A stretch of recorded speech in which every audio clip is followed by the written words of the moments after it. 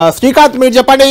ఉమ్మడి రంగారెడ్డి జిల్లాలో రెండు పార్లమెంట్ సెగ్మెంట్లు ప్రధానంగా మల్కాజ్గిరి చేవెళ్ళ రెండు ఉన్నాయి. అక్కడ వాతావరణం ఎలా ఉంది, రాజకీయ వాతావరణం? ఎందుకంటే ఈసారి అక్కడ బీజేపీ గతంలో కంపేర్ చేసినప్పుడు గతంలో బీజేపీ మల్కాజ్గిరిలో కానీ చేవెళ్లలో కానీ పెద్దగా ప్రభావం లేదు. ఈసారి బీజేపీ గట్టిగా ఉంది కాబట్టి కాంగ్రెస్ బీజేపీ బీఆర్ఎస్ మధ్య ఎలాంటి వాతావరణం రెండు పార్లమెంట్ పరిధిలో ఉంది? అదేవిధంగా సికింద్రాబాద్ కంటోన్మెంట్లో కూడా ఎలాంటి పరిస్థితి ఉంది అసెంబ్లీ ఉప ఎన్నికకు సంబంధించి? కళ్యాణ్, ఈ రెండు అంటే ఉమ్మడి రంగారెడ్డి జిల్లాలోని చేవెళ్ళ మల్కాజ్గిరి పార్లమెంట్ నియోజకవర్గాలను పరిశీలిస్తే జాతీయ పార్టీల మధ్య ప్రధాన పోరు ఉందని చెప్పుకోవచ్చు. బీఆర్ఎస్ పార్టీ పోటీలో ఉన్నప్పటికీ బీఆర్ఎస్ పార్టీ జాతీయ పార్టీలకు ధీటుగా పోటీ ఇస్తున్నప్పటికీ ప్రజల నుంచి అందుతున్న సమాచారం ప్రకారం రెండు జాతీయ పార్టీల మధ్య ప్రధాన పోటీ ఉంటుందన్న సమాచారాన్ని మనం చెప్పుకోవచ్చు. ఎందుకంటే గత ఎన్నికల్లో కూడా రెండు స్థానాల్లో బీఆర్ఎస్ పార్టీ అభ్యర్థి విజయం సాధించారు. మరో స్థానంలో ప్రస్తుత సీఎంగా ఉన్న రేవంత్ రెడ్డి మల్కాజ్గిరి ఎంపీగా విజయం సాధించారు. ఈ రెండు నియోజకవర్గాల్లో కూడా ఓటర్ల సంఖ్య భారీగా ఉంటుంది. చేవెళ్ల నియోజకవర్గంలో దాదాపు 29 లక్షల మంది ఓటర్లు ఉంటారు. మల్కాజ్గిరి నియోజకవర్గంలో దాదాపు 39 లక్షల మంది ఓటర్లు ఉంటారు. ఈ నేపథ్యంలో ఈసారి ఎన్నికలు కూడా ఈ రెండు నియోజకవర్గాలే ఆసక్తి రేపుతున్నాయని చెప్పుకోవచ్చు. చేవెళ్ల నియోజకవర్గంలో బీజేపీ తరఫున మాజీ ఎంపీ కొండా విశ్వేశ్వరరెడ్డి, కాంగ్రెస్ తరఫున సిట్టింగ్ ఎంపీగా ఉన్న రంజిత్ రెడ్డి పోటీ పడుతున్నారు. బీఆర్ఎస్ తరఫున సీనియర్ నేతగా ఉన్న కాసాని జ్ఞానేశ్వర్ పోటీ పడుతున్నారు. అదే మల్కాజ్గిరి నియోజకవర్గానికి వస్తే బీజేపీ నుంచి సీనియర్ నేతగా గుర్తింపు ఉన్న ఈటల రాజేందర్ పోటీ చేస్తున్నారు. బీఆర్ఎస్ నుంచి రాగిడి లక్ష్మారెడ్డి పోటీ చేస్తున్నారు. కాంగ్రెస్ నుంచి సునీత మహేందర్ రెడ్డి పోటీ చేస్తున్నారు. ఈ రెండు నియోజకవర్గాల్లో కూడా జాతీయ పార్టీలు హోరాహోరీగా పోరాడుతున్నాయని చెప్పుకోవచ్చు. మల్కాజ్గిరి నియోజకవర్గంలో మాత్రం ఒక విచిత్రమైన పరిస్థితి నెలకొందని చెప్పుకోవచ్చు. బీజేపీ అభ్యర్థి ప్రచారం నుంచి ఇప్పటి వరకు కూడా అన్నింట్లో తానే ముందున్నట్లు ఒక సీన్ మాత్రం అక్కడ క్షేత్రస్థాయిలో ఏర్పడింది. అయితే కాంగ్రెస్ బీఆర్ఎస్ అభ్యర్థులు కూడా విజయం కోసం చివరి నిమిషం వరకు పోరాడుతూనే వస్తున్నారు. అయితే కాంగ్రెస్ కు అక్కడ ఒక్క ఎమ్మెల్యే కూడా లేకపోవడం, బీజేపీ పార్టీకి కూడా నియోజకవర్గ పరిధిలో ఎమ్మెల్యేలు లేకపోవడం అంటే పెద్దగా మైనస్ అయ్యే అవకాశం ఉంటుందన్న ఒక అంచనాతో బీఆర్ఎస్ ఈ స్థానాన్ని దక్కించుకోవాలని పోటీ పడుతుంది.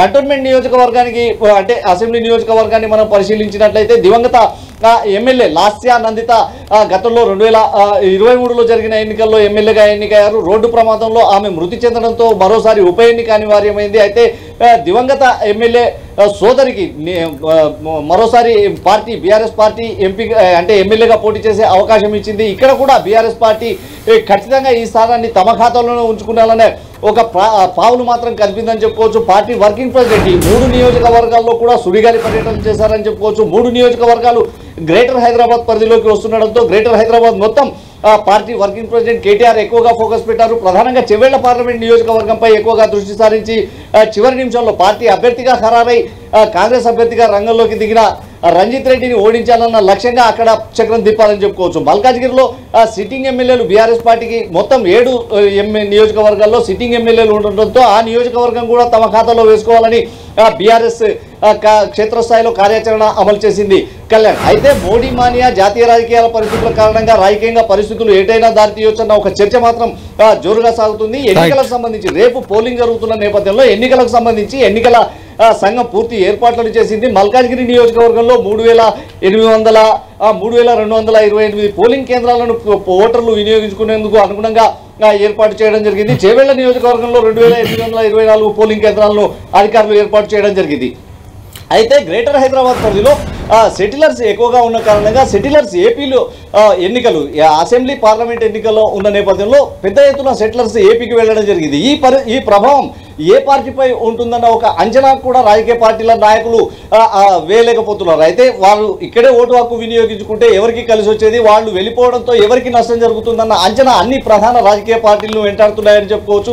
ఓవైపు బీఆర్ఎస్ కు, బీజేపీకి, కాంగ్రెస్ కు అన్ని రాజకీయ పార్టీలకు ఇదే ఒక ప్రధాన అంశంగా మారిందని చెప్పుకోవచ్చు. Kalyan, thank you Srikanth. మొత్తానికి దేశంలోనే అతి ఎక్కువ మంది ఓటర్లు ఉన్న నియోజకవర్గంగా మల్కాజ్గిరి ఉంది. మల్కాజ్గిరిలో దాదాపు 39 లక్షల మంది ఓటర్లు ఉన్నారు. ఒక్క లోక్సభ పరిధిలో 39 లక్షలు ఉన్నారు. అదేవిధంగా చేవెళ్లలో కూడా 29 లక్షలు ఉన్నారు.